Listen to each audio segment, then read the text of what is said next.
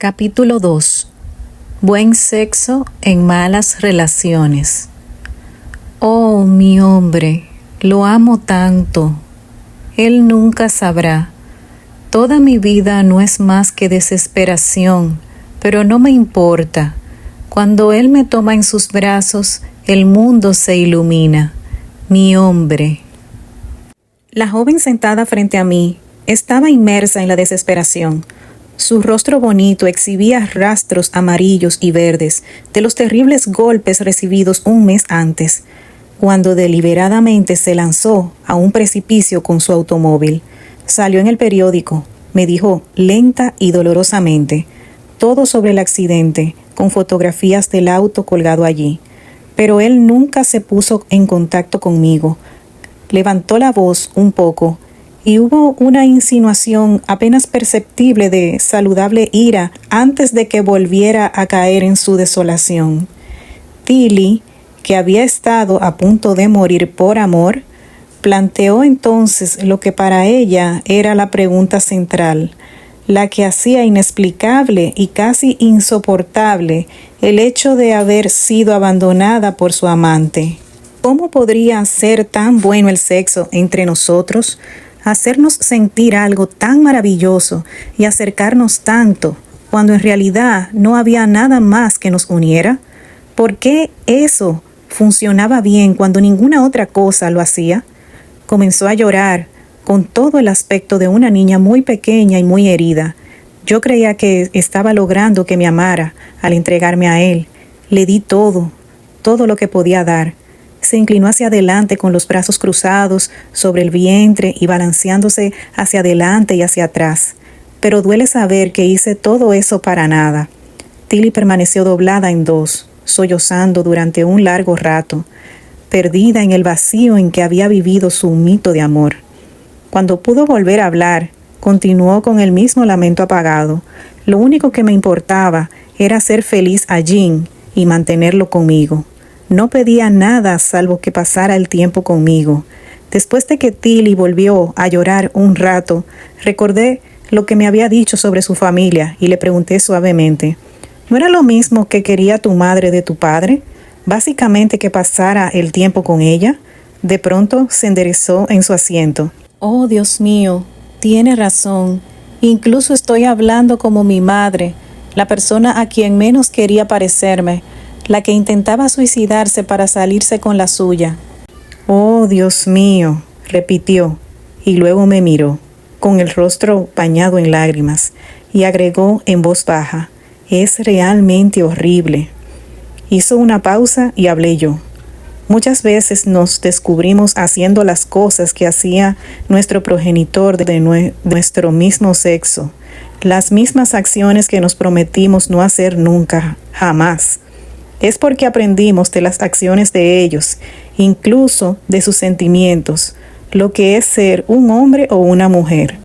Pero yo no traté de matarme para vengarme de Jean, protestó Tilly. Fue solo que no podía soportar lo horrible que me sentía, inútil e indeseable. Otra pausa.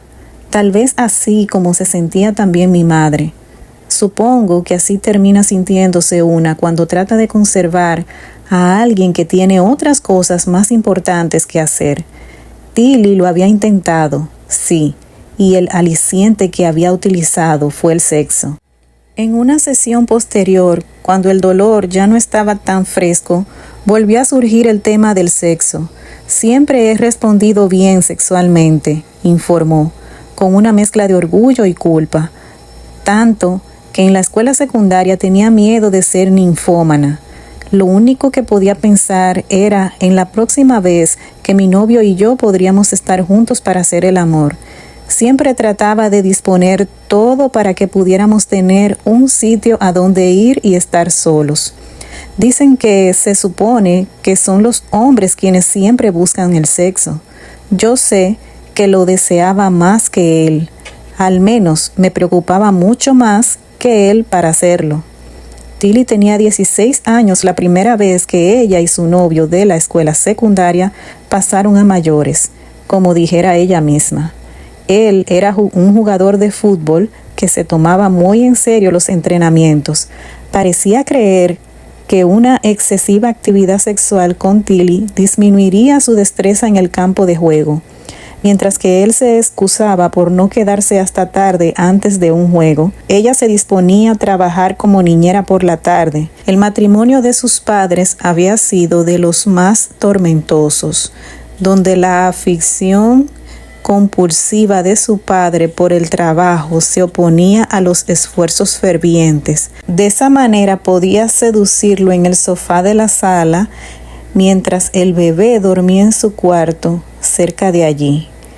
A la larga, sin embargo, los esfuerzos más creativos de Tilly por transformar la pasión de su novio por los deportes en una pasión por ella fracasaron, y el joven, gracias a una beca deportiva, se marchó a una universidad lejana.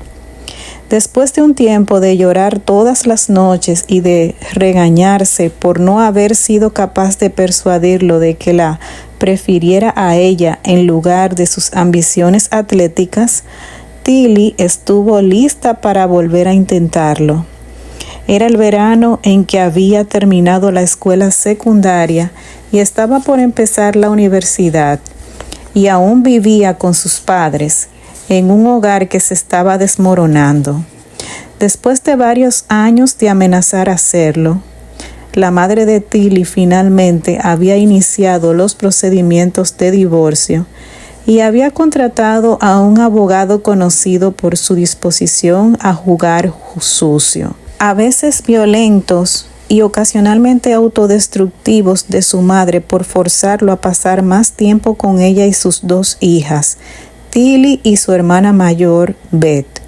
Rara vez estaba él en casa, y cuando se encontraba allí era por periodos tan breves que su esposa comparaba cáusticamente esas estadías con las paradas de reparación que hacen los pilotos durante las carreras automovilísticas. Eran como esas paradas, sí, recordaba Tilly. Sus visitas siempre degeneraban en peleas horribles y largas. Mamá gritaba y lo acusaba de que no quería a ninguna de nosotras, y papá insistía en que trabajaba tanto por nuestro bien. El tiempo que pasaba en casa siempre parecía terminar con los dos gritándose. Por lo general, papá se marchaba, dando un portazo y gritando: «No es de extrañar que nunca quiera venir a casa». Pero a veces, si mamá había llorado lo suficiente, o si había vuelto a amenazarlo con el divorcio, o quizá si había tomado muchas píldoras y estaba en el hospital, él cambiaba durante un tiempo. Venía a casa temprano y pasaba un cierto periodo con nosotras. Mamá empezaba a cocinar esas comidas estupendas para recompensarlo, supongo, por haber venido a casa con su familia. Frunció el entrecejo. Después de 2 o 3 noches volvía a demorarse y llamaba por teléfono. «Ah, ¿sí? No me digas», decía mi madre muy fríamente. Enseguida empezaba a gritarle obscenidades y después colgaba el teléfono de un golpe. Y allí estábamos Beth y yo, bien arregladas porque papá vendría a cenar a casa. Tal vez habíamos puesto la mesa de una manera especial, como nos decía siempre mamá que la pusiéramos cuando papá debía venir, con velas y flores. Y allí estaba mamá descargando su furia en la cocina, gritando y entrechocando cacerolas e insultando horriblemente a papá. Después se calmaba, volvía a ponerse fría y salía a decirnos que comeríamos solas, sin él. Eso era aún peor que los gritos. Nos servía y se sentaba, sin mirarnos.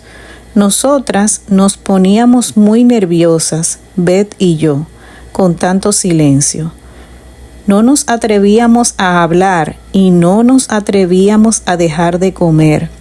Nos quedábamos en la mesa tratando de hacer las cosas mejores para mamá, pero en realidad no había nada que pudiéramos hacer por ella. Después de esas comidas, por lo general, yo me descomponía en mitad de la noche, con terribles náuseas y vómitos.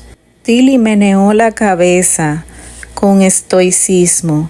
Sin duda, no era bueno para la digestión, ni para aprender patrones sanos de relación. Agregué, pues en ese clima había aprendido, Tilly, lo poco que sabía sobre la forma de tratar a alguien a quien quería.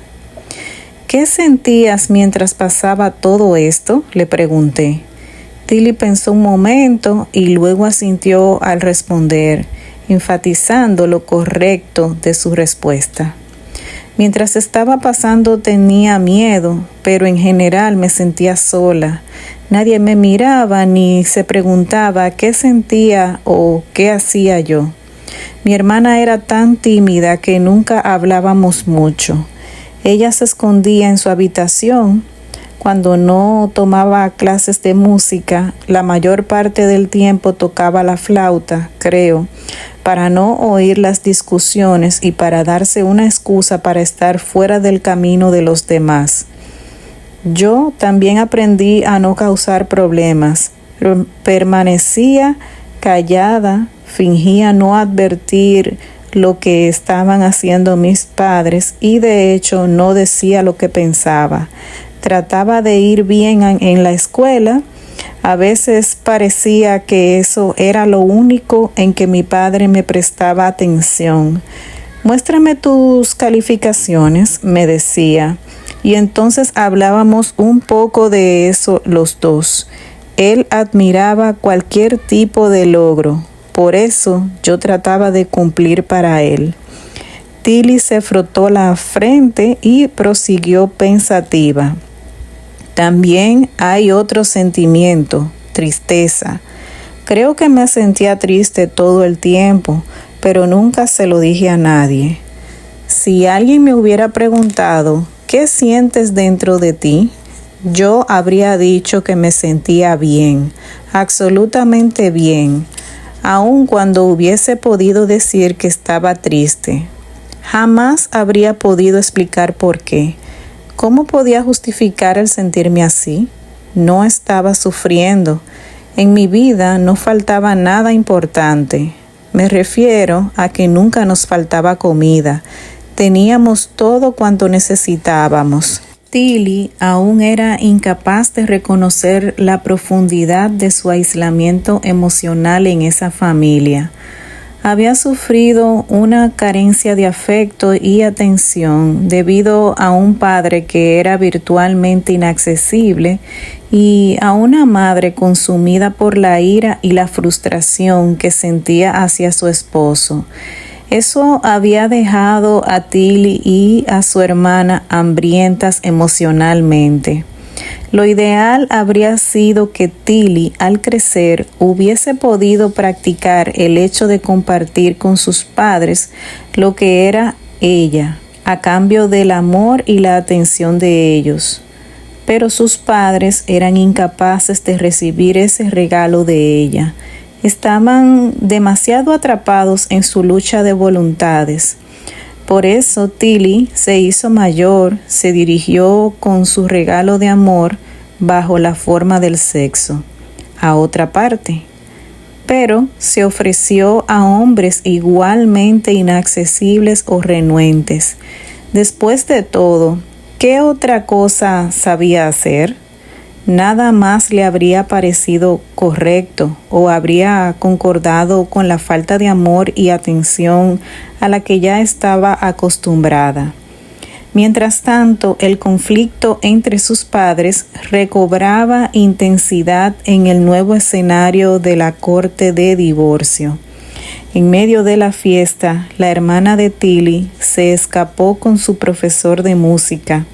Sus padres apenas hicieron un alto en la batalla, el tiempo suficiente para registrar el hecho de que su hija mayor había abandonado el estado con un hombre que la doblaba en edad y que apenas podía mantenerse. Tilly también buscaba amor, salía con hombres en una carrera frenética y se acostaba con casi todos ellos. En el fondo creía que los problemas de sus padres eran por culpa de su madre, que ésta había alejado a su padre con sus reproches y amenazas. Tilly juró que nunca, jamás sería la clase de mujer iracunda y exigente que, a sus ojos, era su madre. En cambio, ganaría a su hombre con amor, comprensión y su total entrega.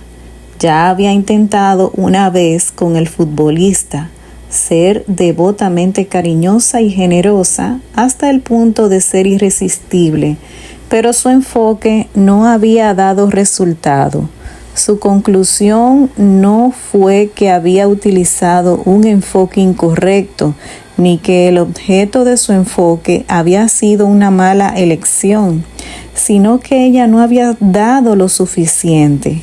Comenzó el semestre de otoño y pronto Tilly conoció a un hombre casado, Jim, en una de sus clases en la universidad local. Era policía y estaba estudiando teoría de la aplicación de la ley para conseguir un ascenso. Tenía 30 años, 2 hijos y una esposa embarazada. Una tarde, mientras tomaban un café, contó a Tilly lo joven que se había casado y la poca felicidad que sentía en su relación con su esposa. Le advirtió de forma paternal que no cayera en la misma trampa doméstica casándose joven y atándose a las responsabilidades. Tilly se sintió halagada por el hecho de que él le confiara algo tan privado como su desencanto con la vida marital. Parecía amable y en cierta forma vulnerable, un poco solo e incomprendido.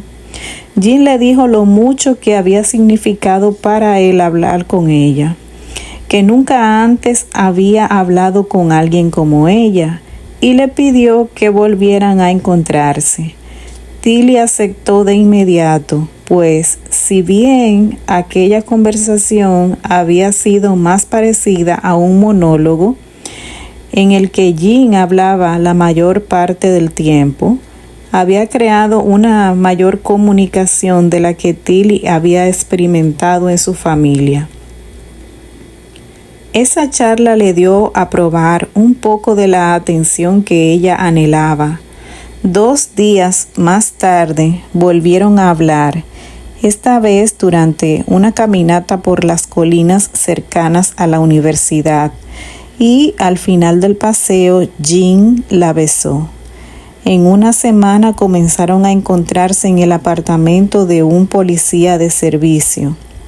3 tardes de las 5 que Tilly pasaba en la escuela, y su vida comenzó a girar alrededor de ese tiempo que pasaban juntos. Tilly se rehusaba a ver de qué manera le afectaba su relación con Jim. Faltaba a sus clases y, por primera vez, comenzó a fallar en sus estudios.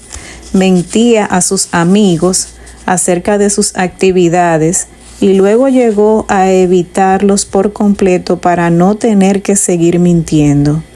Anuló casi todas sus actividades sociales, pues solo le importaba estar con Jim cuando podía y pensar en él cuando no podía verlo. Quería estar disponible para él en caso de que hubiera una hora extra aquí o allí que pudieran pasar juntos. A cambio, Jim le proporcionaba mucha atención y muchos halagos. Él se las ingeniaba para decir exactamente lo que ella necesitaba oír, lo maravillosa, especial y adorable que era, cómo le hacía más feliz de lo que había sido jamás. Sus palabras le llevaban a esforzarse más aún por complacerlo y deleitarlo. Primero compró hermosas prendas interiores para usar solo para él, luego perfumes que él le advirtió que no usara porque su esposa podría notar su aroma y preguntarse qué estaba ocurriendo. Sin amilanarse, Tilly leyó libros sobre técnicas sexuales y aplicó con él todo lo que aprendía. El éxtasis de Jean la alentaba a seguir. Para ella no había mejor afrodisíaco que el hecho de poder excitar a aquel hombre. Respondía intensamente a la forma en que ella lo atraía. No era su propia sexualidad lo que expresaba, sino más bien su sensación de ser valorada por las respuestas sexuales de Jean hacia ella. Debido a que, en realidad, Tilly estaba más en contacto con la sexualidad de Jean que con la propia, cuanto más respondía a él, más gratificada se sentía. Interpretaba el tiempo que él robaba a su otra vida para estar con ella como la aprobación de su valor, lo cual ansiaba. Cuando no estaba con él, ideaba nuevas maneras de encantarlo. Finalmente, sus amigos dejaron de invitarla a salir, y la vida de Tilly se redujo a una sola obsesión: hacer a Jean más feliz de lo que había sido jamás. Sentía la excitación de la victoria en cada encuentro con él. Victoria sobre el desencanto de Jean con su vida, su incapacidad de experimentar amor y plenitud sexual. El hecho de poder hacerlo feliz la hacía feliz. Al fin, su amor estaba obrando magia en la vida de otra persona. Eso era lo que siempre había querido. Ella no era como su madre, que alejaba a su esposo con sus exigencias. En cambio, estaba creando un vínculo basado por entero en el amor y el desinterés. Se enorgullecía de lo poco que pedía a Jean. Me sentía muy sola cuando no estaba con él, lo cual sucedía la mayor parte del tiempo. Lo veía solamente 2 horas, 3 veces por semana, y fuera de esos horarios, él nunca se ponía en contacto conmigo. Él recibía clases los lunes, miércoles y viernes, y nos encontrábamos después de clase. El tiempo que teníamos juntos lo pasábamos haciendo el amor.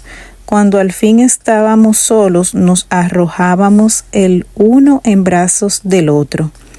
Era tan intenso, tan excitante, que a veces nos costaba creer que el sexo pudiera ser tan maravilloso para alguien más en el mundo. Y después, por supuesto, teníamos que despedirnos. Todo el resto de la semana, cuando no estaba con él, me parecía vacío. Pasaba la mayor parte del tiempo que estábamos separados preparándome para volver a verlo. Me lavaba el cabello con un champú especial, me arreglaba las uñas y divagaba pensando en él. No quería pensar demasiado en su esposa y en su familia. Yo pensaba que lo habían atrapado en el matrimonio mucho antes de que tuviera la edad suficiente para saber lo que quería. Y el hecho de que no tuviera intenciones de abandonarlos, de huir de sus obligaciones, me hacía quererlo más aún. Y me hacía sentir más cómoda con él. Bien podría haber agregado Tilly. Ella no era capaz de mantener una relación íntima estable, de modo que el obstáculo que constituían el matrimonio y la familia de Jean, en realidad, eran bienvenidos por ella, al igual que la renuencia del futbolista para estar con ella. Solo nos sentimos cómodos al relacionarnos de maneras con las que estamos familiarizados, y Jean le proporcionaba tanto la distancia como la falta de compromiso que Tilly conocía tan bien por la relación de sus padres con ella. El segundo semestre de clases casi había terminado. El verano se aproximaba y Tilly preguntó a Jean qué pasaría con ellos cuando terminaran las clases y ya no contaran con esa excusa conveniente para encontrarse. Él frunció el entrecejo y respondió vagamente: No estoy seguro, ya pensaré en algo. El entrecejo fruncido bastó para detener a Tilly. Lo único que los mantenía unidos era la felicidad que ella podía darle. Si él no era feliz, todo podría terminar. No debía hacer que él frunciera el entrecejo. Las clases terminaron y Jean no había pensado nada. «Te llamaré», le dijo. Tilly esperó. El padre de un amigo le ofreció un empleo por el verano en su hotel turístico. Varios de sus amigos también trabajarían allí e insistieron en que fuera con ellos. Sería divertido, le prometieron, trabajar todo el verano en el lago. Tilly rechazó la oferta, temerosa de perderse la llamada de Jean. Si bien ella rara vez salió de la casa en 3 semanas, la llamada nunca llegó. Una tarde calurosa a mediados de julio, Tilly había ido al centro para hacer unas compras. Salió de una tienda con aire acondicionado, parpadeó por el brillo del sol y allí estaba Jean, bronceado, sonriente, de la mano de una mujer que solo podía ser su esposa. Junto a ellos había 2 niños, un varón y una niña. Y sobre el pecho de Jean, en un portabebé azul, una criatura. Los ojos de Tilly buscaron los de Jean. Él la miró brevemente, luego apartó la vista y pasó junto a ella con su familia, su esposa, su vida.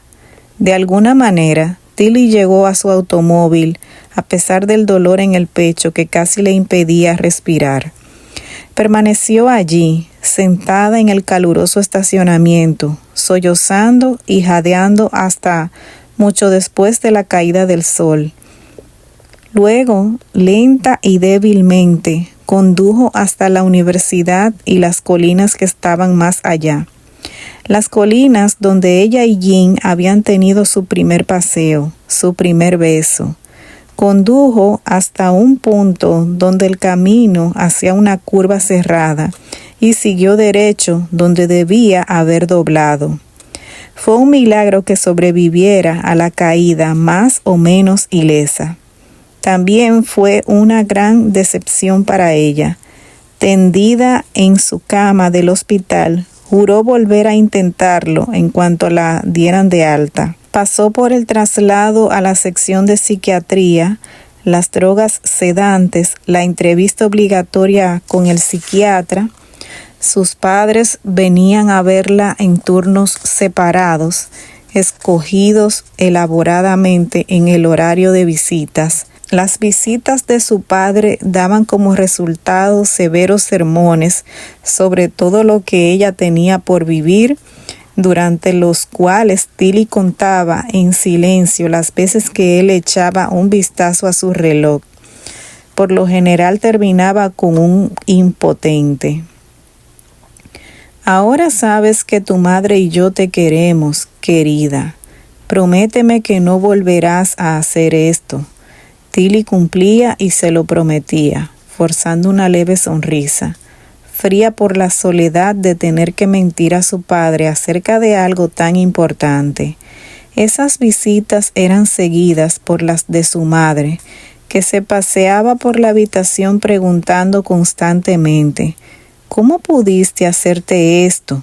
¿Cómo pudiste hacernos esto? ¿Por qué no me dijiste que algo andaba mal? De todos modos, ¿qué diablos te pasa? ¿Estás preocupada por tu padre y por mí?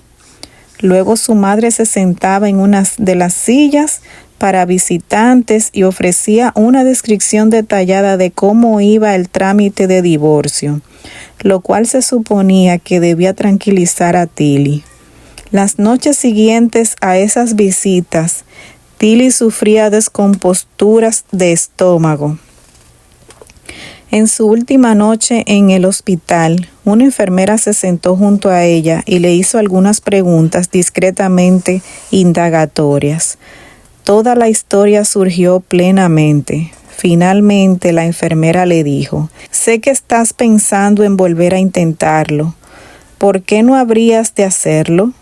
Nada ha cambiado desde hace una semana, pero antes de que lo hagas, quiero que vayas a ver a una persona.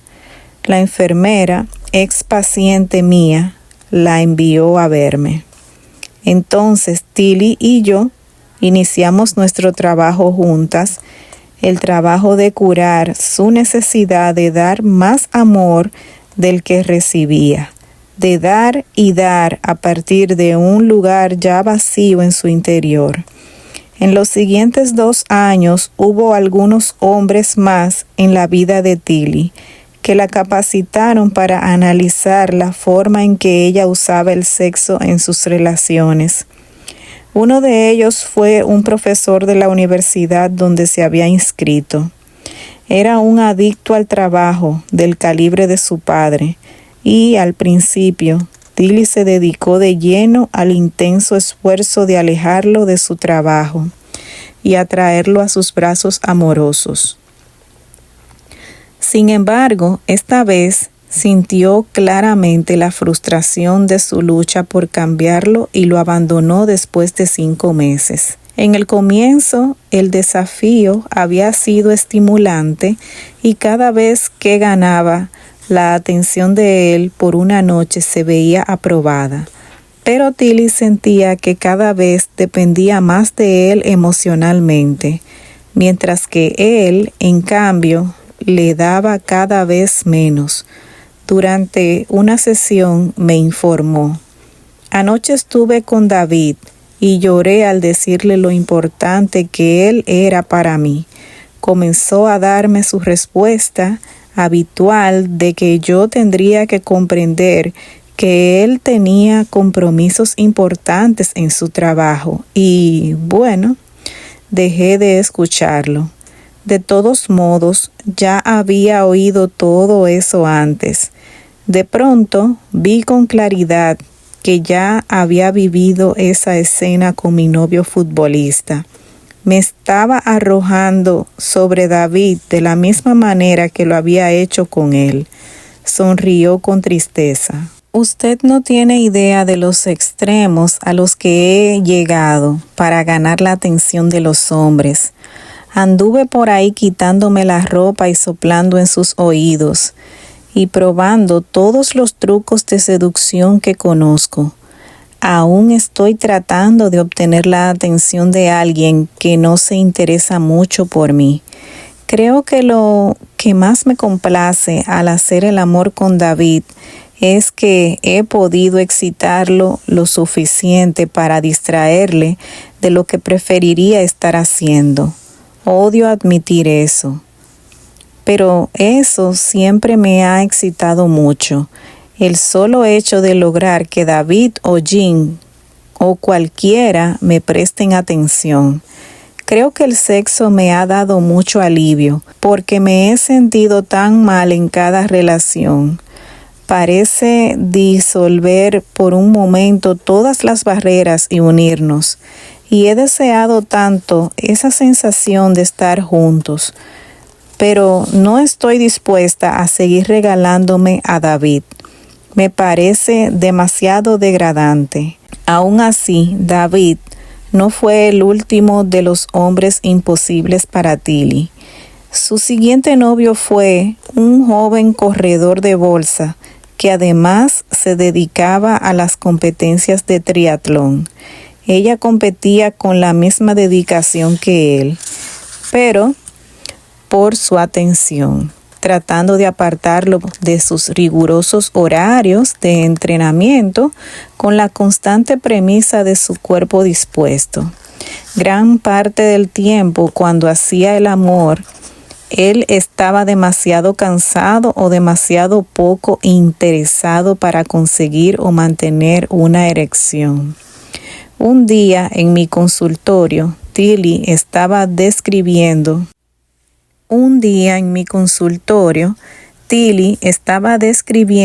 su más reciente intento fracasado de hacer el amor y de pronto se echó a reír. Cuando lo pienso, es demasiado. Nadie se ha esforzado más que yo por hacer el amor con alguien que preferiría no hacerlo. más risas. Finalmente, dijo con más firmeza: tengo que dejar de hacer esto. Voy a dejar de buscar. Siempre parecen atraerme los hombres que no tienen nada que ofrecerme y ni siquiera quieren lo que yo tengo para ofrecerles. Esa fue una decisión importante para Tilly. Había llegado a ser más capaz de quererse mediante el proceso de la terapia y ahora podía evaluar una relación como no gratificante, en lugar de llegar a la conclusión de que ella no era digna de ser querida y que debía esforzarse más. El fuerte impulso de utilizar su sexualidad para establecer una relación con una pareja renuente o imposible disminuyó notablemente, y después de 2 años, cuando abandonó la terapia, salió con varios jóvenes y no se acostaba con ninguno. Es tan distinto salir con alguien y realmente prestar atención respecto de si me gusta, si lo estoy pasando bien, si me parece una persona agradable. Nunca pensé en estas cosas antes. Siempre trataba de agradar a quien quiera que estuviese conmigo, de asegurarme de que él lo pasara bien conmigo y pensara que yo era una persona agradable. ¿Sabe? Después de una cita, nunca pensaba si quería volver a ver a esa persona. Estaba demasiado ocupada preguntándome si yo le gustaba lo suficiente para que él volviera a invitarme a salir. Lo hacía todo al revés. Cuando Tilly decidió abandonar la terapia, ya no lo hacía al revés. Podía distinguir con facilidad una relación imposible. Y aun cuando hubiera alguna chispa de atracción entre ella y su renuente acompañante, se apagaba con rapidez al evaluar con serenidad al hombre. Tilly ya no estaba en el mercado para el dolor y el rechazo. Quería a alguien que realmente pudiera ser una pareja para ella, o bien a nadie. Nada intermedio le serviría. Pero persistía el hecho de que no sabía nada sobre cómo vivir con lo opuesto al dolor y el rechazo, el bienestar y el compromiso. Ella nunca había conocido el grado de intimidad que surge de la clase de relación que ahora requería. Si bien había ansiado la intimidad con su pareja, nunca había tenido que funcionar en un clima de verdadera intimidad. El hecho de que la atrajeran hombres que la rechazaban no fue casual. Tilly tenía muy poca tolerancia para una verdadera intimidad. En su familia no había habido intimidad mientras ella crecía. Solo peleas y treguas, y cada tregua marcaba más o menos el comienzo de la siguiente pelea. Había habido dolor, tensión y ocasionalmente cierto alivio del dolor y la tensión, pero nunca una verdadera forma de compartir, una verdadera intimidad ni verdadero amor. En reacción a las manipulaciones de su madre, la fórmula de Tilly para amar había sido entregarse sin pedir nada a cambio. Cuando la terapia le ayudó a salir de la trampa de su martirio sacrificado, sabía con claridad lo que no debía hacer, lo cual era un gran adelanto, pero apenas había recorrido la mitad del camino. La siguiente tarea para Tilly era aprender a estar simplemente en compañía de hombres a quienes consideraba agradables, aun cuando además le parecieran un poco aburridos. El aburrimiento es la sensación que a menudo experimentan las mujeres que aman demasiado cuando se encuentran con un hombre agradable. No se oyen campanas, no caen estrellas del cielo. En la ausencia de excitación se sienten inquietas, irritables y torpes, un estado generalmente incómodo que se cubre con el rótulo de aburrimiento. Tilly no sabía comportarse en presencia de un hombre amable, considerado y realmente interesado en ella. Al igual que todas las mujeres que aman demasiado, su habilidad para relacionarse estaba preparada para los desafíos, no para disfrutar simplemente de la compañía de un hombre, sino tenía que maniobrar y manipular. A fin de mantener una relación, le resultaba difícil relacionarse con ese hombre, sentirse cómoda con él, como estaba acostumbrada a la excitación y al dolor, a la lucha y a la victoria o la derrota. Un intercambio que carecía de esos poderosos elementos le parecía demasiado insípido para ser importante.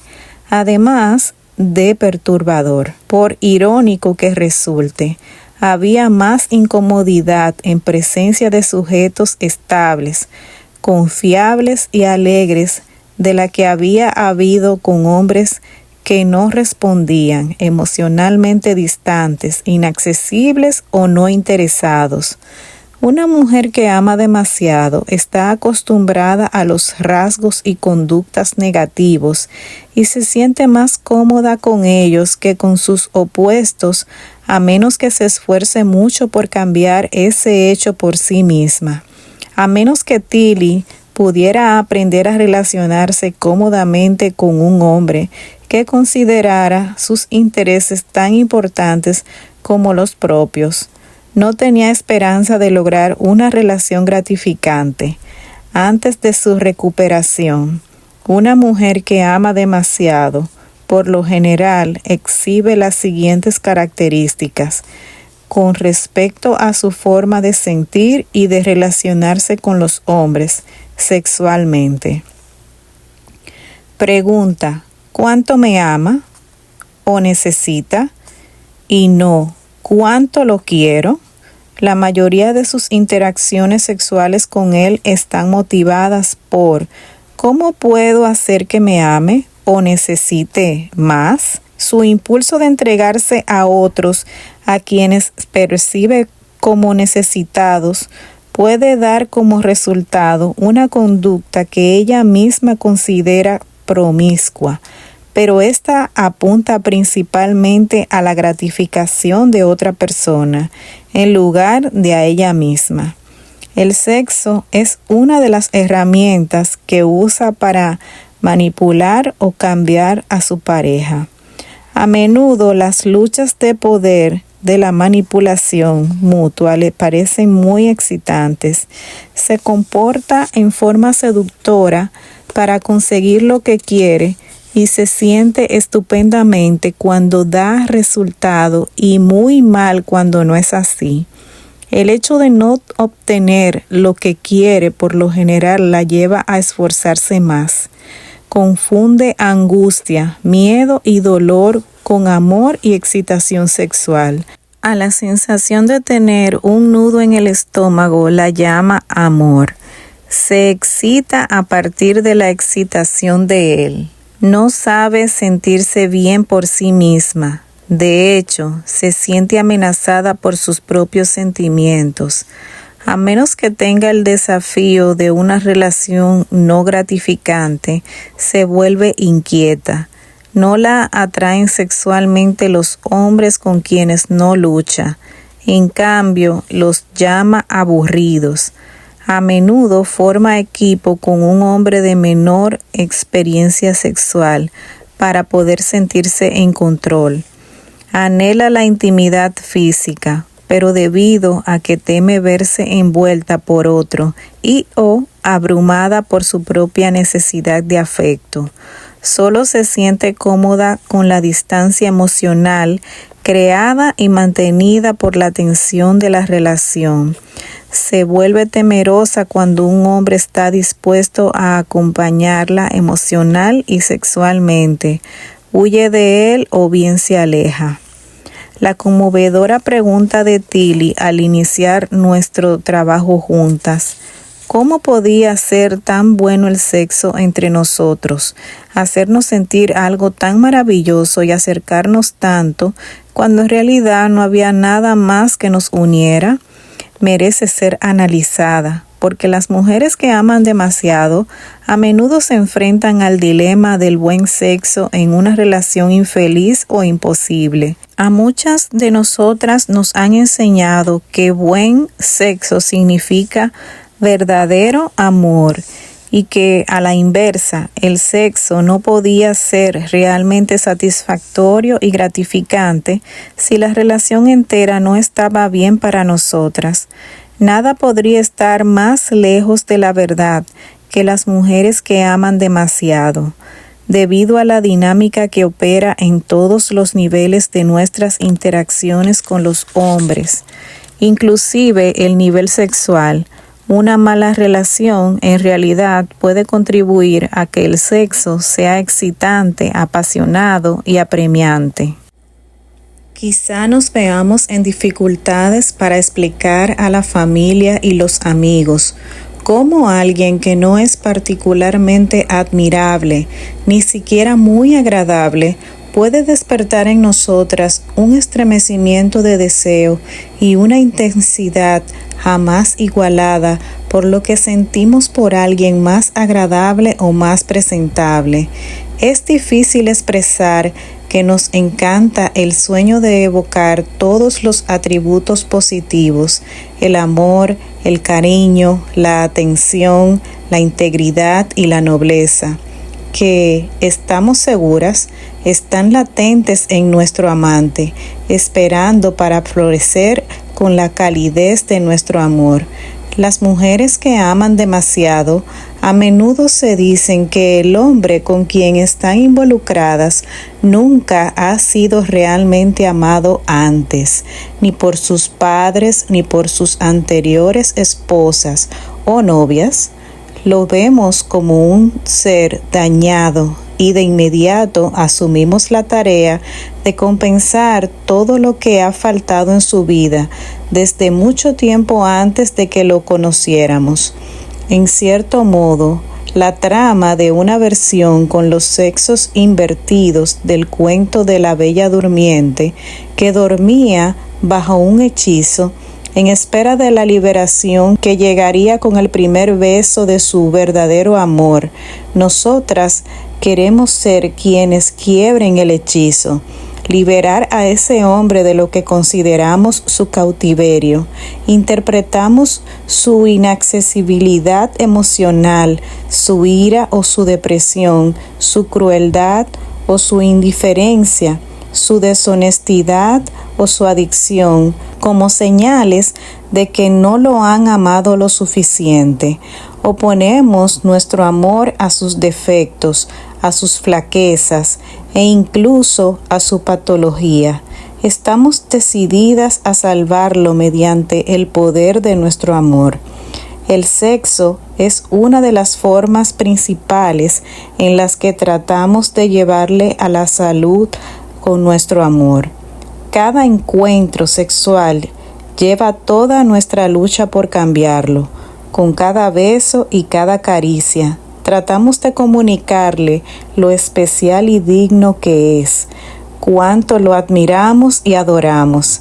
Sentimos la seguridad de que una vez que esté convencido de nuestro amor, se transformará en su verdadero yo y despertará a todo lo que queremos y necesitamos que sea. En cierto modo, el sexo en tales circunstancias es bueno porque necesitamos que lo sea. Ponemos mucha energía para hacerlo funcionar, para hacerlo maravilloso. Cualquier reacción que logremos nos alienta a esforzarnos más, a ser más convincentes, y hay también otros factores en juego. Por ejemplo, si bien parecería que una relación sexual plenamente satisfactoria no sería muy probable en una pareja infeliz, es importante recordar que un clímax sexual constituye una descarga de tensiones tanto físicas como emocionales.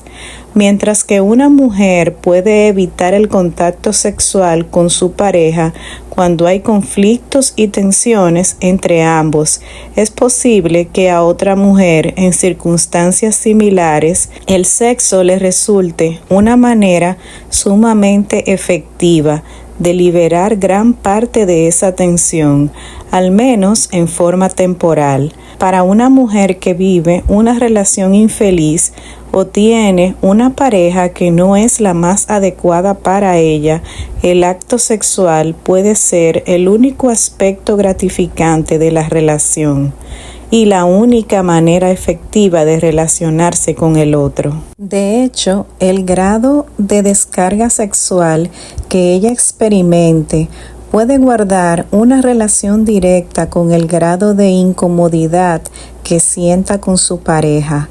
Esto es fácil de comprender. Muchas parejas, tengan una relación sana o no, experimentan un contacto sexual particularmente bueno después de una pelea. Luego de un conflicto, hay dos elementos que contribuyen a un acto sexual de intensidad y éxtasis especiales. Uno es la ya mencionada descarga de tensiones. El otro involucra una tremenda inversión después de una pelea en hacer que el sexo funcione a fin de cimentar el vínculo de la pareja que se ha visto amenazado por la pelea. El hecho de que la pareja disfrute una experiencia sexual particularmente placentera y satisfactoria en tales circunstancias quizá parezca ratificar la relación en general. Mira qué unidos estamos, qué cariñosos podemos ser, qué bien podemos hacernos sentir. Realmente debemos estar juntos.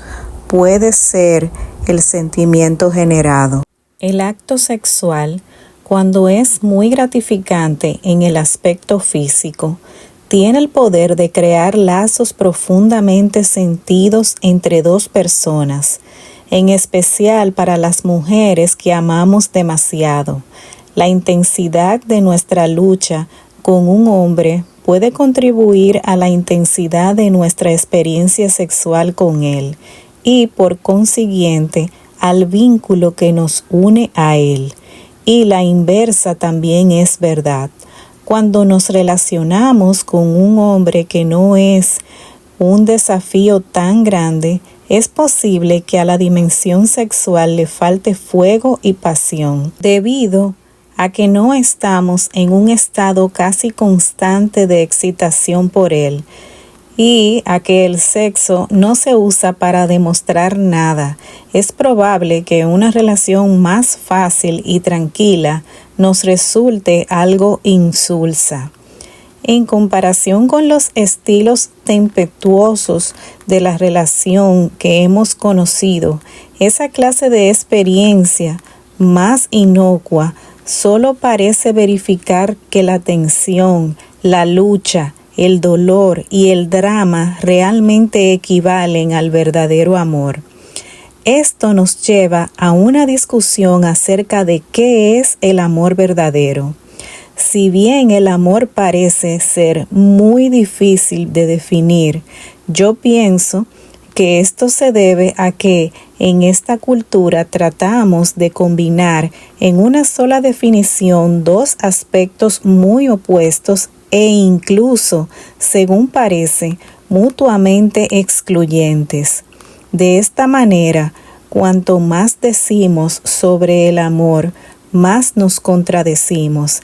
Y cuando vemos que un aspecto del amor se opone a otro, nos damos por vencidos, confundidos y frustrados, y decidimos que el amor es demasiado personal, demasiado misterioso y demasiado enigmático para ser analizado con precisión.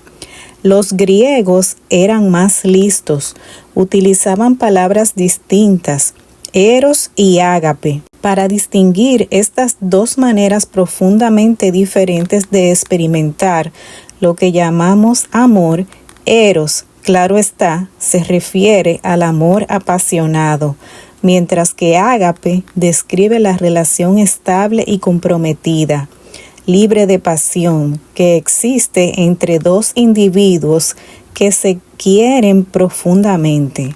El contraste entre Eros y ágape nos permite entender nuestro dilema cuando buscamos ambas clases de amor de una sola vez, en una sola relación con una sola persona.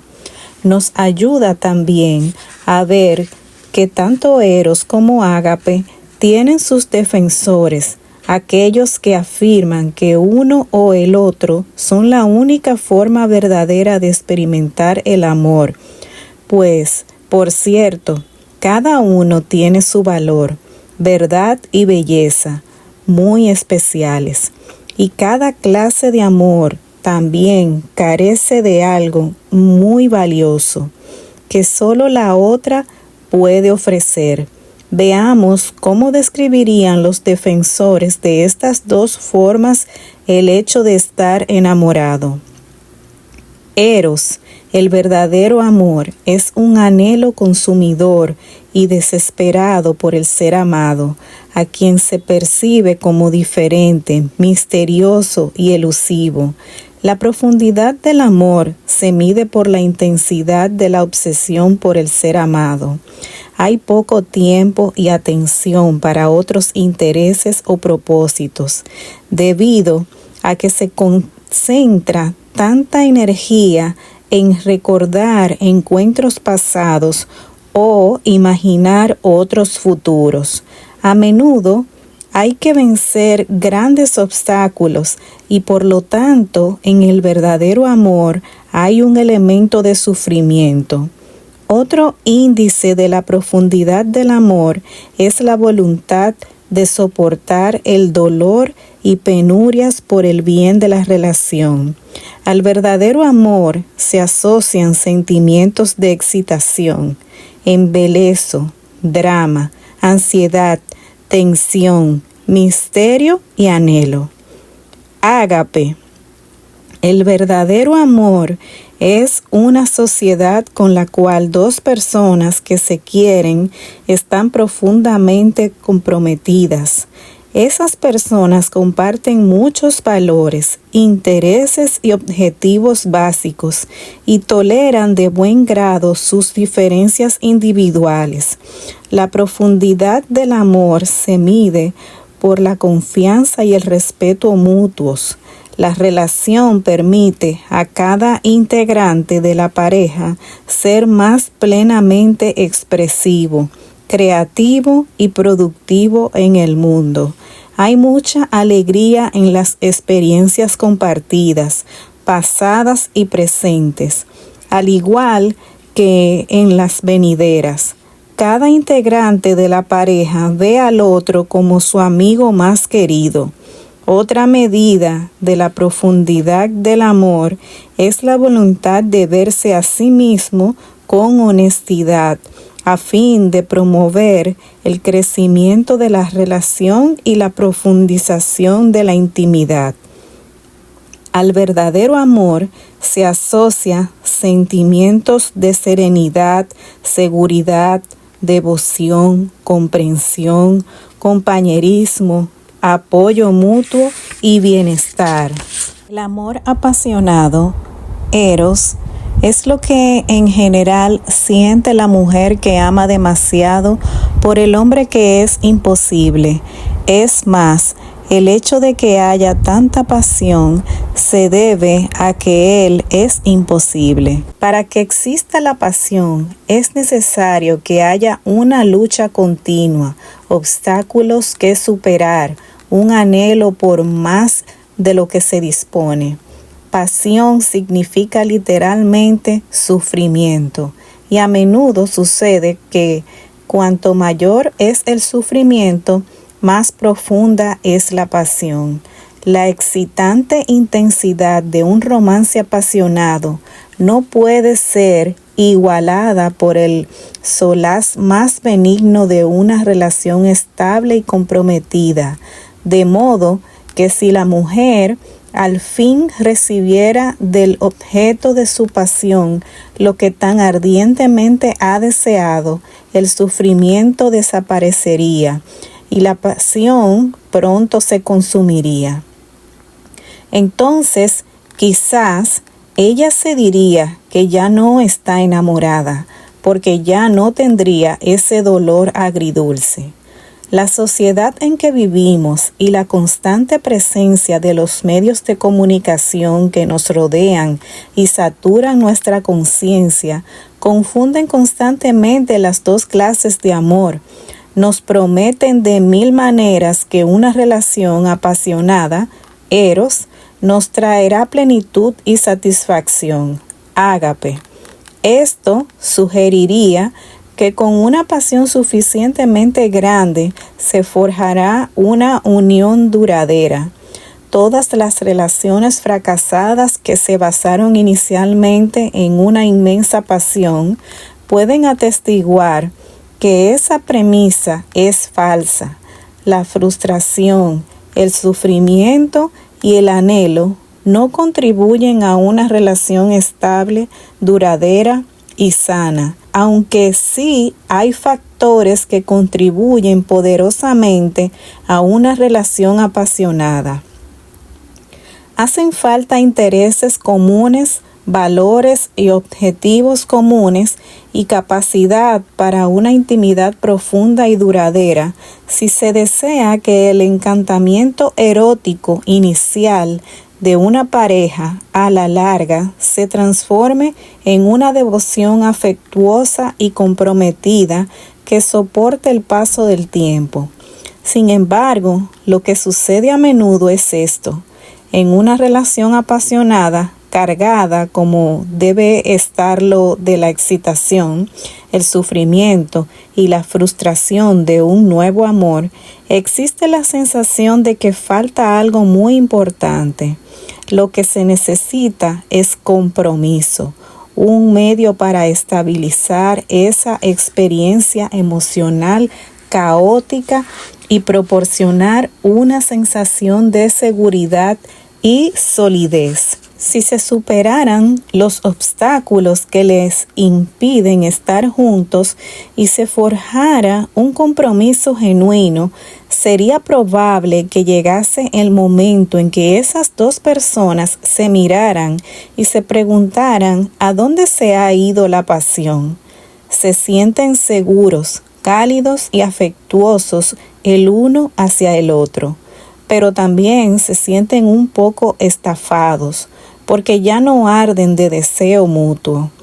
El precio que pagamos por la pasión es el miedo, y el mismo dolor y el mismo miedo que alimentan al amor apasionado también pueden destruirlo.